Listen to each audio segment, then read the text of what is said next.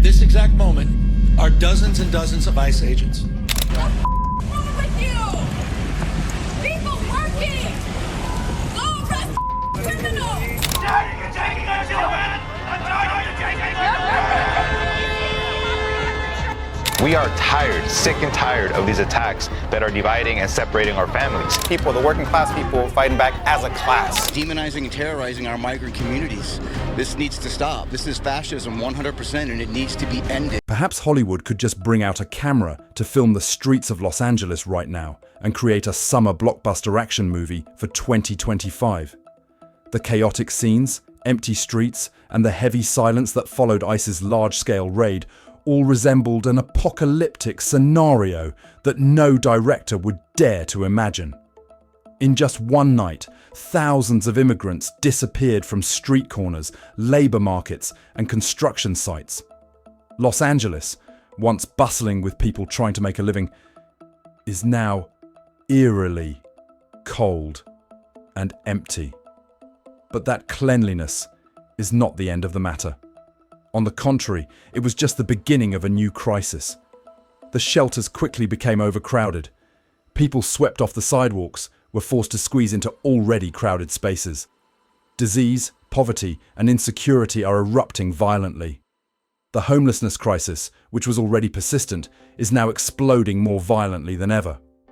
When immigrant labor is eliminated, who will fill the void in restaurants, hotels, and construction sites? Is the price Los Angeles is paying for immediate order too high? In today's video, we'll look back at what happened after the raid, when, overnight, Los Angeles changed both its appearance and its soul. Who will pay the heaviest price? The immigrants, the homeless, or even the residents who still have a roof over their heads to return to? Let's find the answer right now. Businesses all around Little Tokyo, many of the workers that are there are, undocumented or from other countries, Japanese as well as Latino. A man delivering berries to a nearby tea house taken away in handcuffs, his van left on the street. Los Angeles, the city that once captivated the world with Hollywood's glamour, is now the focus of global attention as it witnesses one of the largest immigration sweeps in the United States, which has been ongoing throughout the summer. According to data from the Department of Homeland Security, DHS, since June 6th, Immigration and Customs Enforcement, IC, in collaboration with Customs and Border Protection, have made 4,163 arrests in the Los Angeles area, which is an average of about 68 arrests per day in Southern California. Special agents raided shops, factories, and even roadside fruit stands to detain undocumented immigrants, turning everyday scenes into battlefields. On the streets, thousands of people were seen handcuffed, including fathers, sons, and even teenagers. The image of families torn apart amidst tears and desperate eyes has become a haunting image, deeply etched in the memories of those who were present. One resident frankly stated, "The streets of Los Angeles have never been peaceful, but they've never been this chaotic either." Once hailed as the promised land of opportunity, creating over 4.7 million jobs annually, the city has now become a suffocating place for migrant workers, people who only hope to find a small foothold to survive in the harsh market. The crackdown even extended to fast food chains. At Wendy's, ICE suddenly raided the restaurant and arrested 7 Mexican-born employees right in the middle of their shift. The parking lot was empty. The website still said open, but the sign hanging in front of the door coldly read, closed. The wholesale market and fresh food stalls in downtown, which are bustling from early morning until late at night, are now unusually quiet. Workers are hesitant to come to work, and customers are wary of stopping by to buy, fearing inspection, even if they are legal citizens. Latino employees and vendors, long considered the backbone of the local economy, have now almost disappeared from the market, and in some cases have even been arrested at their workplaces. ICE's relentless and brutal raids not only wiped out the presence of an entire community, but also left painful gaps in the economic machinery, causing businesses in Los Angeles to teeter daily. Many customers recounted that they couldn't believe their eyes when they saw workers being led away in handcuffs, the restaurant in disarray, and the entire community in a state of confusion. These raids are part of a larger campaign to tighten immigration laws, but they have also sparked a heated debate. Is it fair to target sectors that are heavily reliant on immigrant labor? Despite causing much controversy, it's undeniable that immigrants have become an indispensable part of Los Angeles' economic engine. According to a report by the USC Dornsife Equity Research Institute, the city is currently home to one of the largest immigrant communities in the United States, with approximately 3.6 million people, nearly 1/3 of the population. They themselves have contributed to maintaining the daily operation of one of the most vibrant economies in the United States. Therefore, as ICE increases its crackdown, what is being erased is not just undocumented residents, but also part of the soul of Los Angeles. Some people justify it by saying, the streets are cleaner, American citizens will have more opportunities. But the reality is different. Immigrant workers leave, and jobs disappear along with budget deficits, rather than flowing into the pockets of native poor people. More dangerously, this isn't an immediate problem, but a domino effect that could extend into the future. The cost of unfilled gaps weighs heavily on the community. Abandoned neighborhoods, frozen businesses, and an increasingly fragile future for both immigrants and American citizens struggling at the bottom of society. Because when one link breaks, the entire social machine also shakes. Can a city continue to maintain its economic strength as the workforce that has been long-term attached to it gradually disappears? And in a changing society, how do we balance the demands of security, law, and economic and community needs? Don't be quick to think you'll be safe just because you're a US citizen or have a valid green card. In reality, during crackdowns, not only undocumented immigrants are taken away, but sometimes even American citizens become victims. Andrea Velez, 32, a US citizen and former Cal Poly Pomona student, is a clear example. In a raid in downtown Los Angeles, she was arrested by ICE without cause. According to Velez, ICE agents did not ask her for identification and did not provide a reason for her arrest. She believes she was targeted solely because of her race, even though she had no illegal behavior whatsoever. Although she tried to call for help, it seemed her despair was completely ignored. She ran to the LAPD officers and they didn't give her any protection. They let the ICE people take her away. After being arrested, she was held at the Metropolitan Federal Detention Center in Los Angeles, where living conditions were reportedly harsh. Lack of drinking water, no basic eating utensils. Her family told CBS that the incident was like a kidnapping, as no clear reason was given, nor were any requests made to check their documents. Because of the color of our skin, they think that we're criminals. My sister was there, so they she looks Hispanic, so let's take her too. After only 2 days of searching, the family found out where she was being held and helped her get released. The case of Andrea Velez is not an isolated one, but rather one of many examples of how legal US citizens can still be caught up in the cycle of raids. This has raised deep concerns about the enforcement of immigration laws and civil rights. Many human rights organizations and immigrant communities subsequently spoke out in criticism, arguing that such actions not only cause fear, but also deepen divisions within society. And the story doesn't end there. On September 4th, 2025, ICE conducted a large-scale raid at the Hyundai LG Energy Solution plant in Elabel, Georgia. Approximately 475 workers were arrested, the majority of whom were South Korean citizens. ICE asserts that all those arrested violated immigration laws.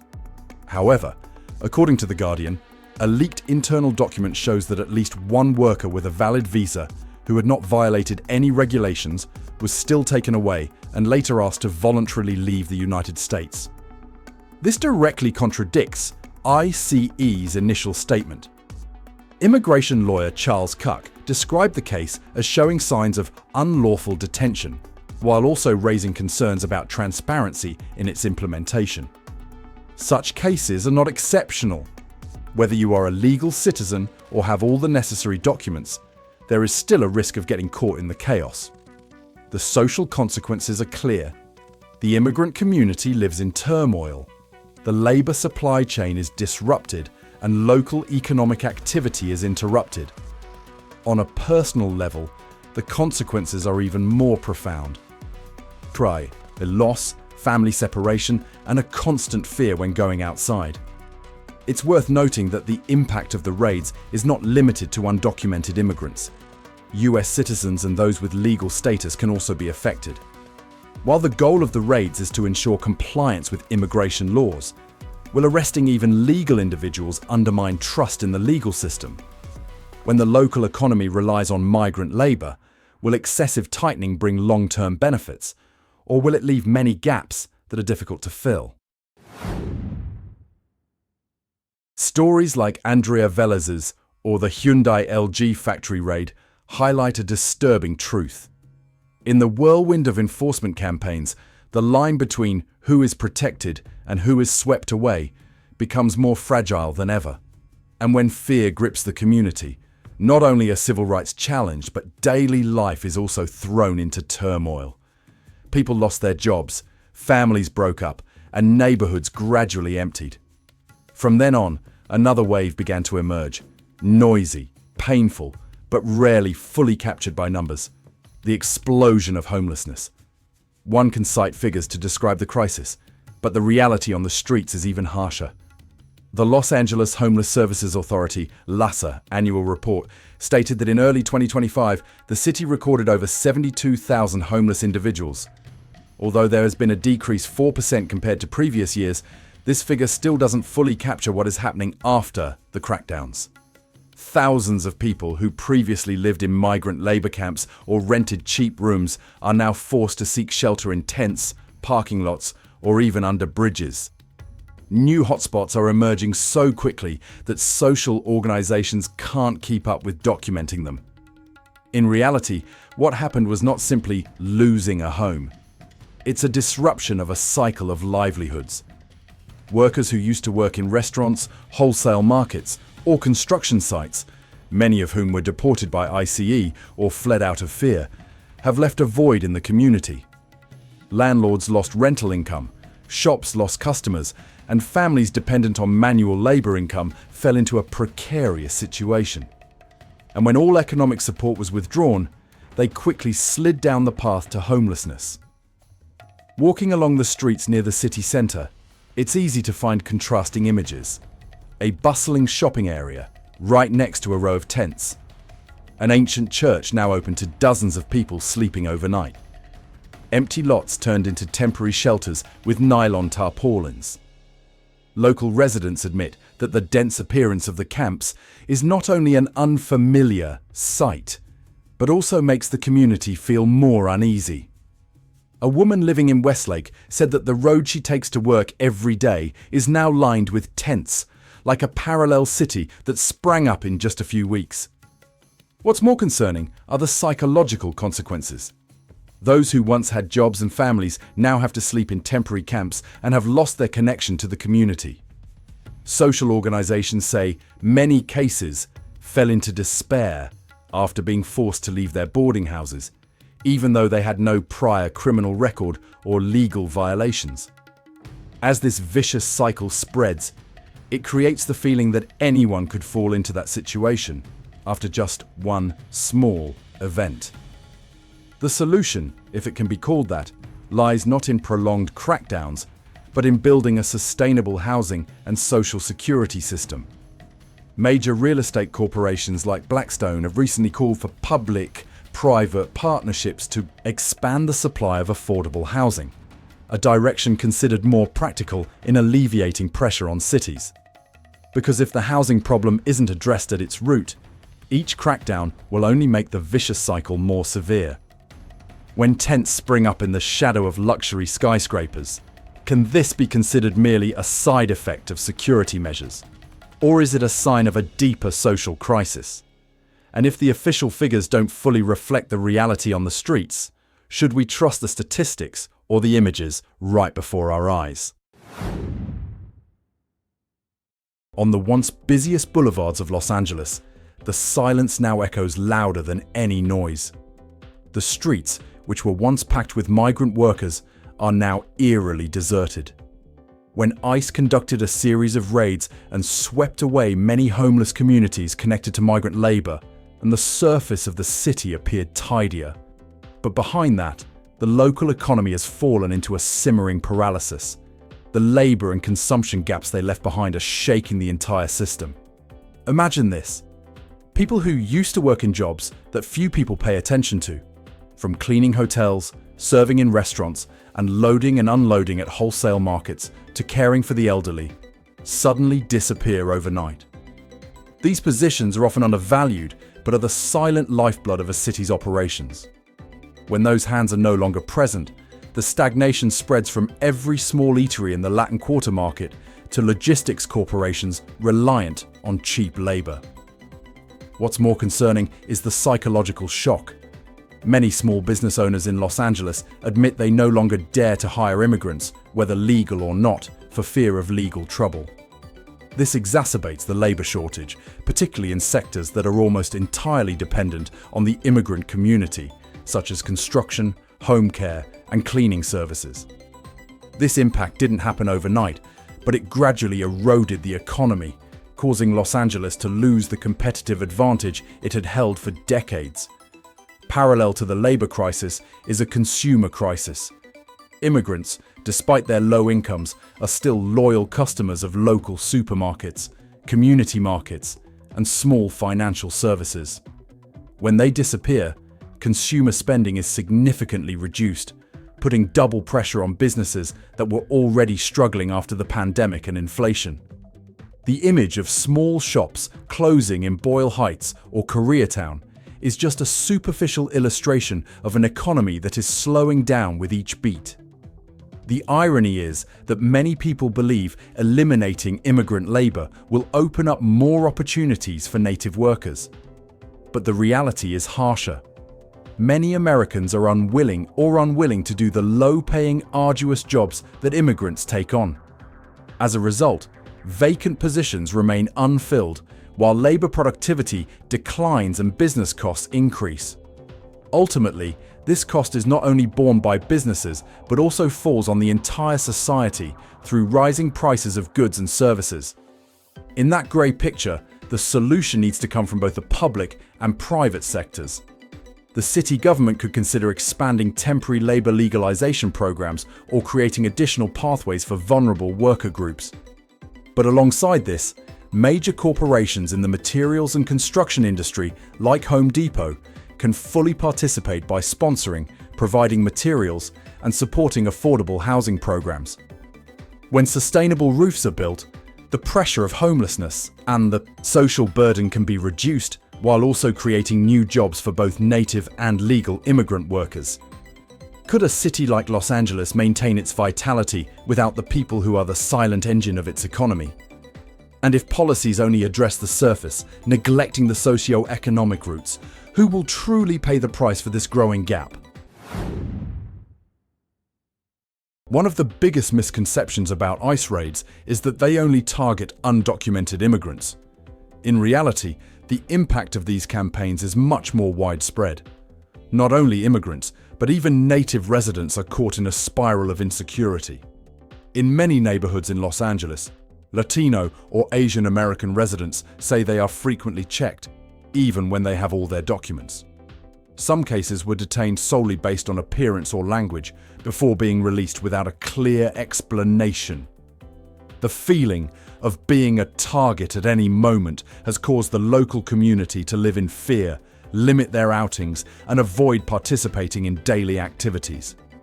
At the economic level, many working-class American households are directly affected.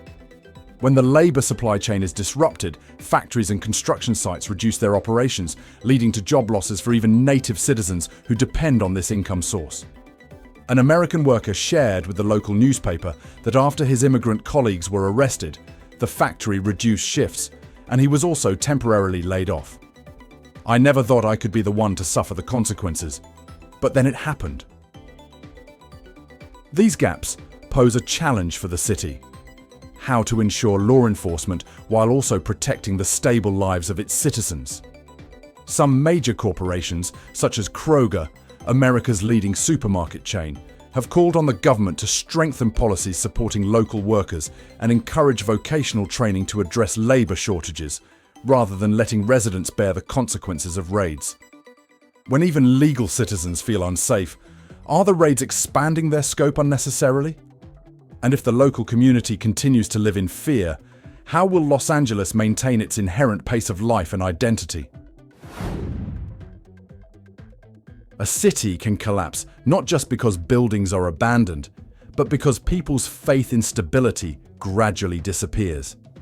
Los Angeles, following large-scale immigration raids, is experiencing a domino effect, from the economy and social life to community trust. Each falling piece pulled down the next, making the entire city more fragile than ever. The most obvious initial impact is on the economy. When tens of thousands of migrant workers disappeared from the market in a short period, the industries that relied on them were thrown into turmoil. The restaurant is short-staffed, the construction site has stopped, and the wholesale market is deserted by small traders. According to statistics from the California Employment Development Department, EDD, in the second quarter of 2024 alone, Los Angeles saw a decline of over 3% in the food service industry, the sharpest drop since the pandemic. This figure shows that the loss of a portion of the workforce has put direct pressure on the city's economic activity. But the crisis isn't just measured by data. Behind every closed store are families who have lost their income. Behind every construction site that has stopped operating are dozens of local workers who have been temporarily laid off. Residents who previously thought they were uninvolved are now also drawn into the vortex. From then on, the confusion spread beyond the immigrant community and became a general concern. Some people describe the situation as a giant urban machine slowing down with every beat. When trust in work, community, and government is no longer strong, the domino effect from the economy easily spreads to social trust. And when trust collapses, recovery is much more difficult than fixing a construction project or a factory with a labor shortage. In that context, the big question is, what is the way for Los Angeles to escape the cycle? Some large corporations like Target have proposed strategies to enhance community support through vocational training programs and by expanding job opportunities for local residents. This could be a way to fill the labor gap and rebuild trust, rather than relying solely on short-term coercive measures. Can a city survive long-term when both its economy and community trust are shaken simultaneously? And, if the domino effect continues to spread, what will be the final piece that causes the entire urban system to collapse? Today, Los Angeles faces not only deserted streets and silent construction sites, but also a difficult-to-fill void in trust and the future. The crackdowns have had consequences far beyond the numbers, from the economy and social life to community cohesion. A city once considered the most dynamic center in the United States is now struggling to regain its footing. Can Los Angeles find a path to reconstruction, or will it become a symbol of the fragility of cities that are too dependent on a single labor chain? And when the residents' faith is tested, what else can we rely on to keep this city from collapsing from within? If you feel what's happening needs to be heard more, please leave your thoughts below. Don't forget to like, share, and subscribe so we can continue to delve deeper into the stories shaping America today. The content in this video is for informational and analytical purposes only, based on publicly available sources. The statements, evidence, and data used here are for reference only, may change over time, and are not intended to be absolute affirmations. The video does not represent the official views of any organization, agency, or individual. Viewers should consider and seek additional information from other sources before drawing conclusions.